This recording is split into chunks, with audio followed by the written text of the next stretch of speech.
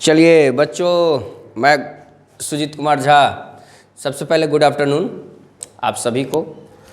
और हम लोग जो है आज बात करने वाले हैं कि अभी जो है आज शायद हिंदी का एग्ज़ाम था, नहीं कल आपको हिंदी का एग्ज़ाम था, आज जो है मैथ का एग्ज़ाम है ना।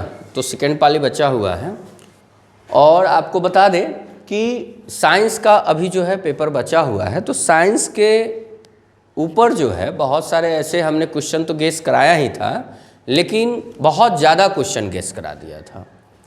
तो हो सकता है कि उसको जो है आपको एक बार देखने में, रिवीजन करने में दिक्कत सिक्कत हो सकता है। तो आप जो है कॉपी और पेन लेकर बैठिएगा कि जितने भी क्वेश्चन हम नोट कराने वाले हैं आप उसको लिखिएगा। तो सबसे पहले जो है हम लोग फर्स्ट में जो है फिजिक्स की बात कर रहे हैं, भौतिकी शास्त्र का। तो भौतिकी शास्त्र में जो है, चलिए सबसे पहले हम लोग क्वेश्चन जो है प्रकाश का परावर्तन का नियम क्या है। दो नियम है, उसको केवल आप क्वेश्चन जो है ना क्वेश्चन लिखेंगे कि प्रकाश का परावर्तन का नियम क्या है। दूसरा क्वेश्चन लिखिएगा स्नेल का नियम क्या है।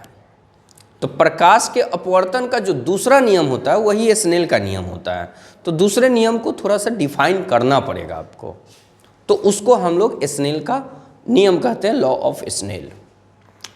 उसके बाद जो है तारे क्यों टिमटिमाते हैं। तीसरा क्वेश्चन तारे क्यों टिमटिमाते हैं।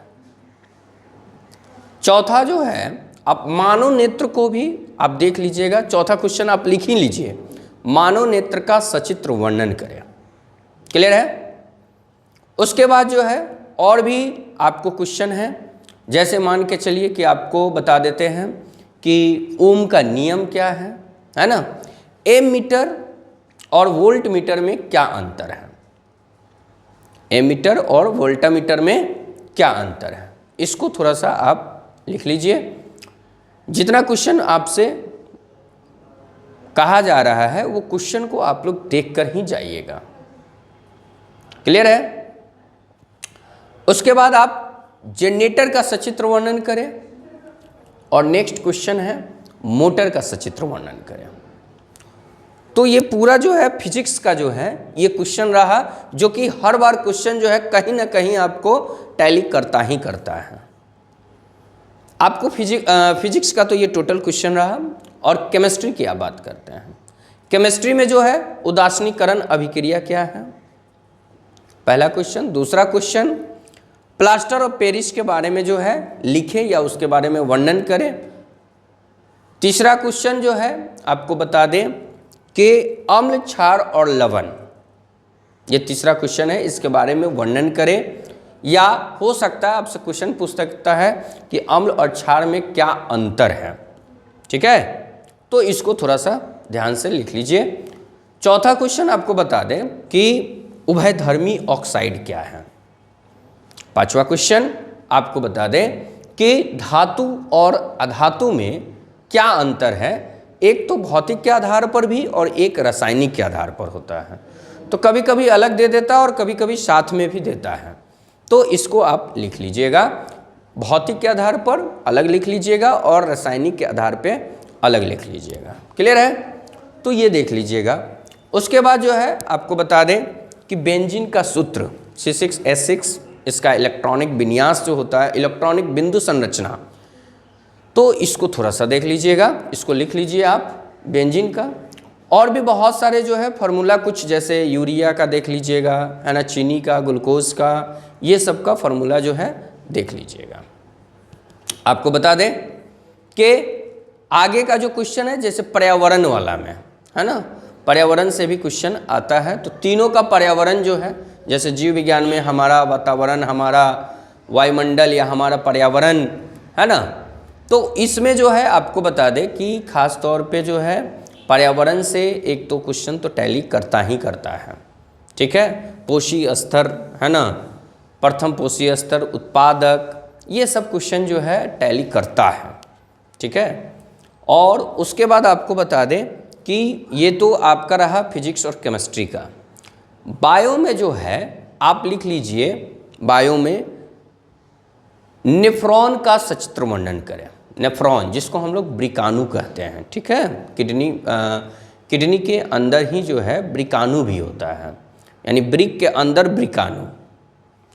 तो इसको जो है आप लोग लिख लीजिए। उसके बाद आपको बता दें कि ख़ास तौर पे आपसे जो है नेफ्रॉन तो पूछता ही है, इसको अलग पार्ट में कीजिएगा। दूसरा जो है आप लिख लीजिए कि जो बायोलॉजी का ही जो पार्ट है, कभी कभी आपसे पूछ देता है छोटी आंत और बड़ी आंत, है ना, और पाचन शक्ति के बारे में, जो आहार नाल होता है उसके बारे में आपसे पूछता है। तो क्वेश्चन जो है पहला आपका क्या क्वेश्चन हो गया, नेफ्रॉन। दूसरा क्वेश्चन लिखिए छोटी आंत और बड़ी आंत के बारे में वर्णन करें। क्लियर। उसके बाद लिख लीजिए जाइलम और फ्लोएम में क्या अंतर है। जाइलम और फ्लोएम में क्या अंतर है, ठीक है। तो ये आपका जो है तीसरा क्वेश्चन रहा। चौथा क्वेश्चन लिखिए कि आपको जो है ना उत्सर्जन, जैसे चय प्रक्रम के अंदर बहुत सारे प्रक्रियाएं आती है, प्रोसेस आती है। तो जैसे मान के चलिए श्वसन में है ना, तो श्वसन में ही आपसे पूछता है कि श्वासोच्छ्वास क्या है। ये भी क्वेश्चन आपको 2 मार्क्स में, यानी कि ज़्यादा टैली करता है ये क्वेश्चन, तो इसके बारे में लिख लीजिए। उसके बाद जो है आपको फेफड़ा का सचित्र वर्णन करें, इसको लिख ही लीजिए, फेफड़ा का सचित्र वर्णन करें।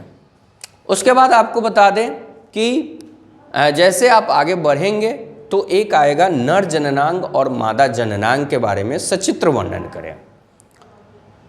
उसके बाद जो है जब आप पुष्प में जाएंगे, पुष्प का जब प्रजनन पढ़ेंगे तो उसमें परागन पढ़ेंगे, तो एक आता है स्वपरागन और परपरागन में क्या अंतर है। इस क्वेश्चन को लिख लीजिए, स्वपरागन और परपरागन में क्या अंतर है। क्लियर है, इतना क्लियर हो गया बात। उसके बाद जो है हम लोग देखेंगे कि एक जो है, अच्छा केमिस्ट्री में एक क्वेश्चन हम भूल गए थे, आप लिख लीजिए संतुलित समीकरण करने वाला। एक क्वेश्चन तो कभी आपको ऑब्जेक्टिव में पूछ देता है, तो कभी 2 मार्क्स में भी पूछ देता है कि बैलेंस इक्वेशन कैसे करें, है ना, या बैलेंस इक्वेशन कीजिए। तो केमिस्ट्री में आप लिख लीजिएगा संतुलित समीकरण, है ना, उसको एक बार आप देख के जाइएगा, जिससे आपका 1 मार्क्स या कभी कभी तो 2 मार्क्स में भी पूछ लेता है, तो इसको आप केमिस्ट्री वाला में लिख लीजिएगा। क्लियर है। तो इतने सारे जो क्वेश्चंस हैं, इसको यदि आप देखिए, सबसे पहला मेरा बात रहा कि अगर आपने 1 साल अगर सही तरीके से मेहनत किए हैं तो डरने की ज़रूरत नहीं है, पूरा टेंशन फ्री रहिए, है ना, एग्ज़ाम देकर आइए। जितना आप रिमेंबर किए हैं, जितना आप टेस्ट सीरीज दिए हैं, उसको आप लोग जो है मेहनत जो आप किए हैं उसको आप लिखिए, है ना, ऑटोमेटिक है, ऊपर वाला साथ है, हम लोग भी साथ में हैं। और आपको जो है मेरी शुभकामनाएं भी है, बधाई है कि आप लोग जो है अच्छे से एग्ज़ाम भी दे रहे हैं, है ना। बहुत सारे बच्चों से हमने कॉल करके सेपरेट भी पूछा है, तो उन लोग का जवाब कि बहुत अच्छा सा जा रहा है अभी, है ना। तो देखिए अंत तक क्या होता है, क्योंकि अंत भला तो सब भला। तो अभी जो है सबका बेहतर एग्ज़ाम जा रहा है, सभी बच्चों से हमने बात भी की है। तो आपको बता दें कि अगर आप चैनल को सब्सक्राइब नहीं किए हैं तो चैनल को सब्सक्राइब कीजिए और बेल आइकन को दबाइए, ताकि जो है नोटिफिकेशन सबसे पहले आपके पास पहुंच सके, और शेयर भी करते रहिए। ठीक है, थैंक यू सो मच बच्चों।